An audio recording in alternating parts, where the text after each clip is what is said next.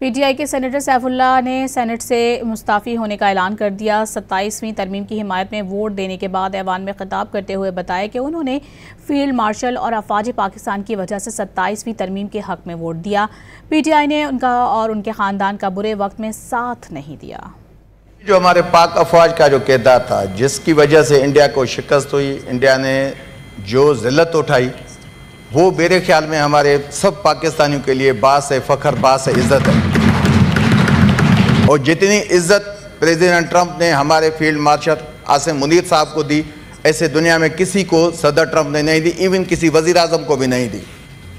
बात यह है सर, मैंने जो आज यहाँ वोट दिया है, मैंने अपने फील्ड मार्शल और पाक अफवाज की वजह से ये वोट दिया है।